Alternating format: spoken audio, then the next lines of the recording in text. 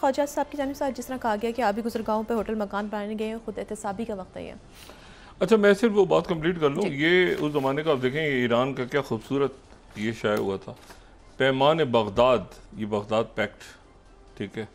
और ये फर्स्ट अगर हम देखें तो तुर्किया, पाकिस्तान, इराक, ईरान, नो इंग्लिस्तान, ये एक अजीब किस्म का एक पैक्ट बना था जो ये उस ज़माने के ईरान के अखबारात में ये इस तरह से होता था, ठीक है। तुर्किया, पाकिस्तान, इराक, ईरान, लेकिन हुआ ये कि इराक में तख्ता उलट गया 1958 में, प्रो सोवियत आ गई उसमें।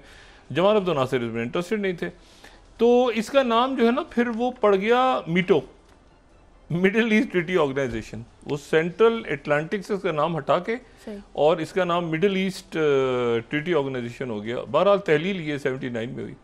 अच्छा, इसका जिक्र ख़त्म नहीं कर सकता मैं एक दो जुमले अदा किए बगैर कि इसी दौरान एक साउथ ईस्ट एशिया में भी एक ट्रीटी ऑर्गेनाइजेशन बन गई थी, SEATO, South East Asia Treaty Organization बन गई थी सीटो के नाम से।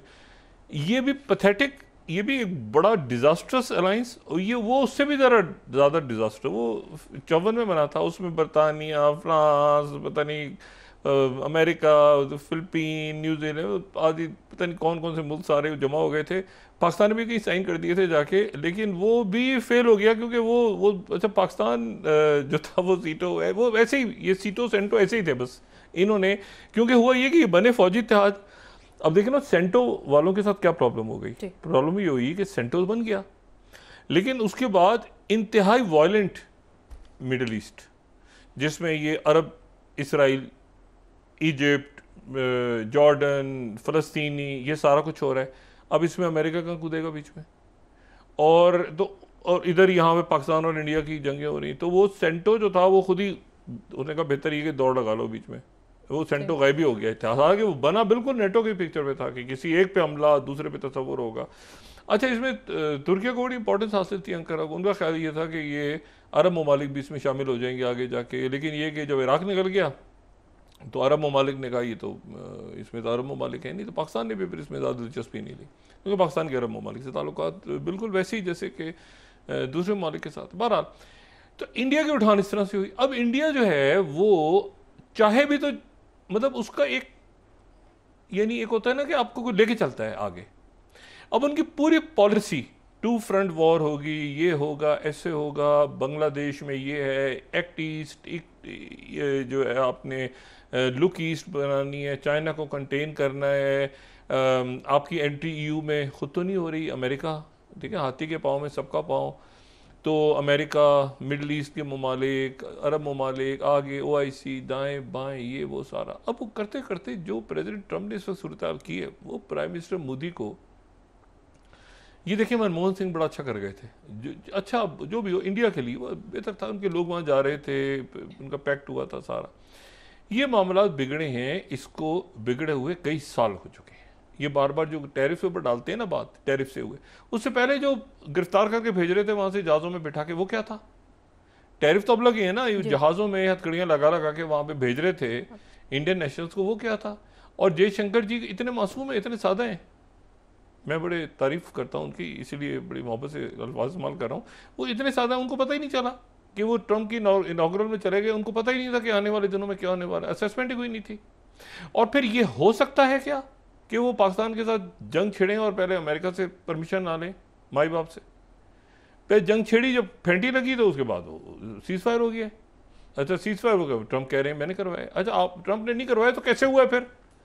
वो तो पॉज का बटन क्यों नहीं हट रहा? अच्छा, पॉज का बटन जिस मुल्क को कोसा आपने, उस मुल्क में पहुंचे हुए हैं आप।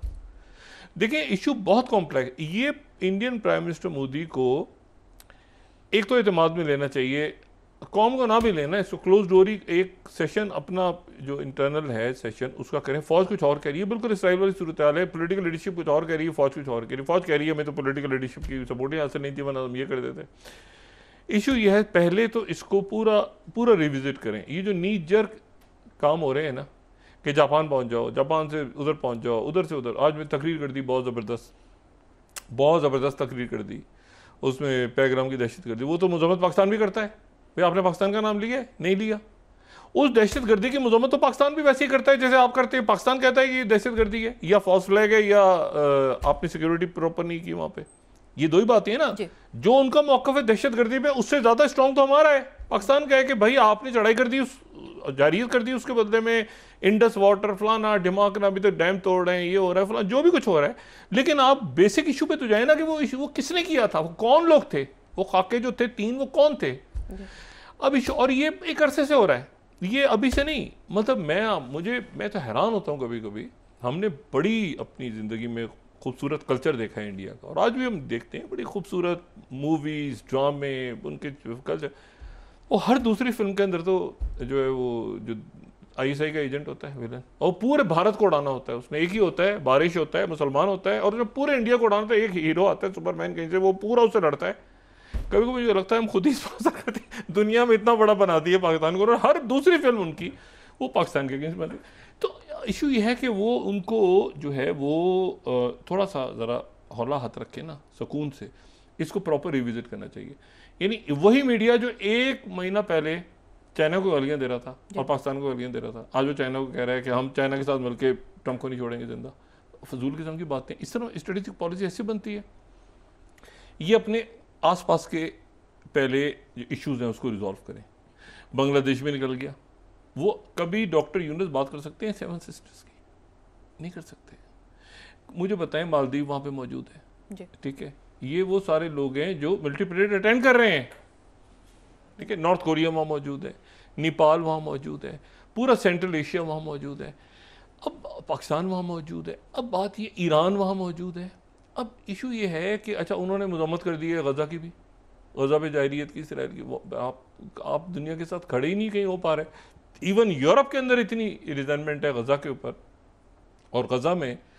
तो मेरा ख्याल है कि इंडियन प्राइम मिनिस्टर मोदी गाड़ी में बैठे, अच्छा उस गाड़ी में बैठे, सैर की, सब कुछ किया वहाँ पे, सारा कुछ कर करा के, लेकिन आखिर में उसके बाद जो हुआ वो कुछ इस तरह से हुआ। RIC तो ख़त्म है ना, इसको तो भूल जाएं आप। ये जो है ना रशिया, इंडिया, चाइना, ये उस वक्त बड़ी अच्छी उनकी 98 के अंदर जो उनके रहनुमा थे प्रेमकोव, उनका बड़ा अच्छा आइडिया था, लेकिन वो नहीं, फिर दुनिया बदल गई तो वो नहीं चल सका आगे।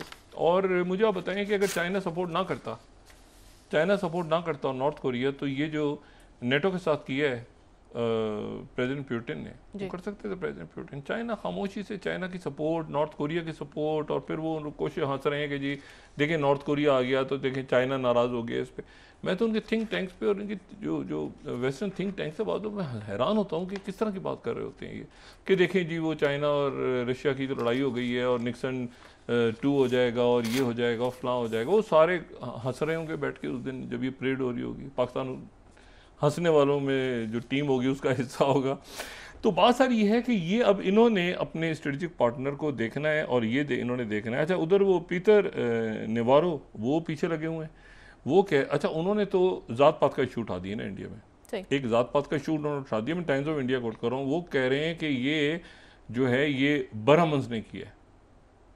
बरहमन, उनको पता है ज़ात पात को, वो कहते हैं कि ये जितने ठेकेदार हैं ऊपर बैठे होते हैं तो बरहमन है, नीचे जो लोग हैं आम लोग तो उनको मिलता ही नहीं। मैं टाइम्स ऑफ इंडिया कोट कर रहा हूँ, उन्होंने डायरेक्टली ज़ात पात के इशू को उठाया। टाइम्स ऑफ इंडिया 18th, ये ज़ात पात का इशू है, बड़ा सेंसिटिव इशू है, जिसको वो, इसका मतलब है कि उनको पता है कि ज़ात पात का इशू है, कौन किस, ये देखें ना, वरना वो ये लफ्ज़ इस्तेमाल नहीं करते।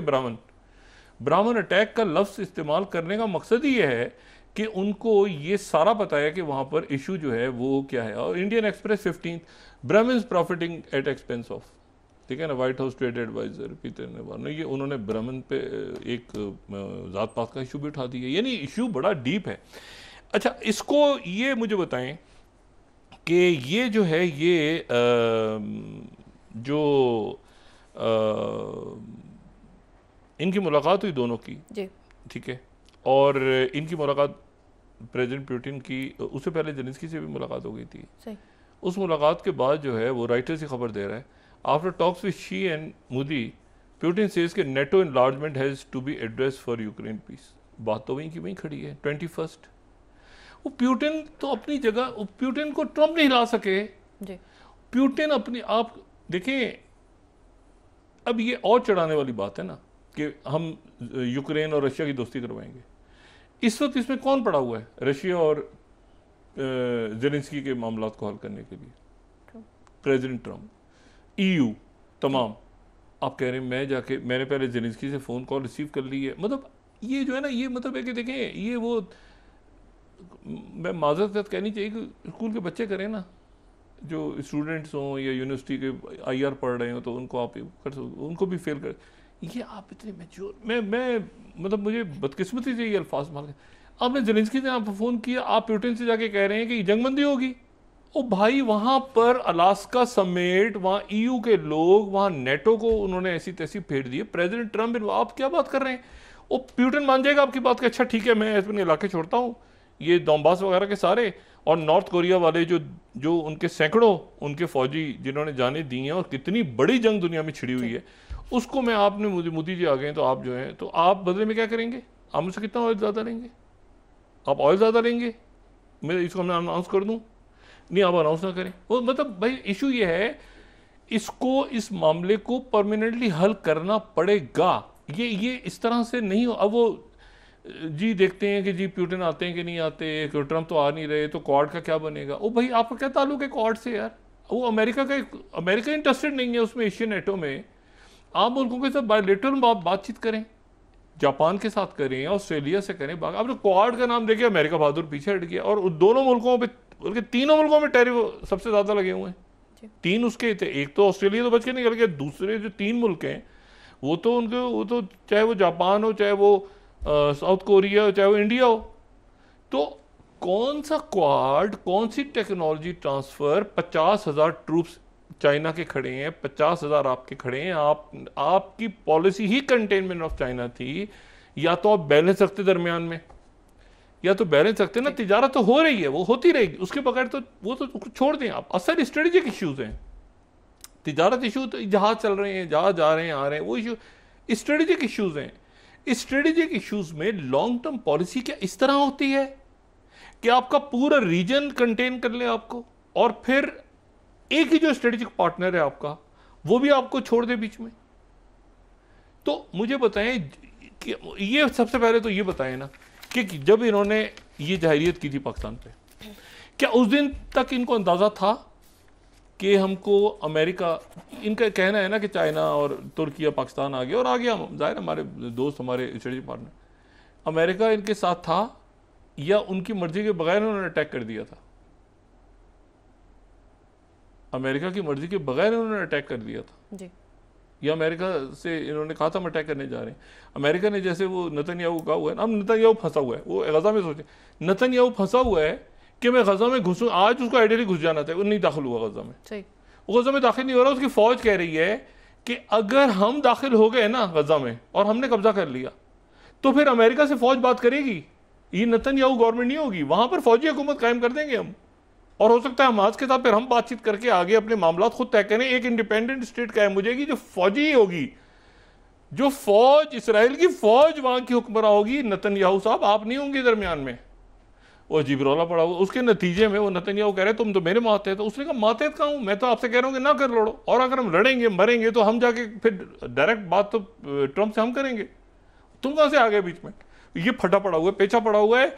इसमें अभी कितने दिन चलता है जी, ये कब तक चलता है? आज भी वो फौज नहीं दाखिल हो सकी, कोई लोग शहीद हो गए हैं, दम तोड़ रहे हैं, सारे कुछ हो गए हैं, मगर फौजी ऑपरेशन शुरू नहीं हो सका। एक हिस्से में वो दाखिल हुए हैं, वहाँ से वो फिर लड़ाई हुई, फिर बाहर वापस आ गए। डिस्टेबलाइज हो रहा है मशरक़ वस्ता और वेस्ट एशिया पूरा। और इसमें जो है वो बड़ी अहम मुलाकात पुतिन और प्रेसिडेंट उर्दगन की भी हुई है, प्रेसिडेंट पुतिन और ईरानी प्रेसिडेंट की भी हुई है। कल शहबाज शरीफ साहब की मुलाकात है प्रेसिडेंट शी जिनपिंग के साथ और बाकी लोगों के साथ, और फील्ड मार्शल आसिम मुनीर साहब भी वहाँ पे हैं। उनकी कुछ सिविलियंस के साथ, कुछ मिलिट्री ऑफिशियल्स के साथ मुलाकातें हो रही। तो पाकिस्तान, अल्लाह का शुक्र है, जो मैं बार बार कहता हूँ कि सिफारती महाज पे और सिक्योरिटी महाजों पे इतना अच्छा शायद ही कभी गया अपनी तारीख में।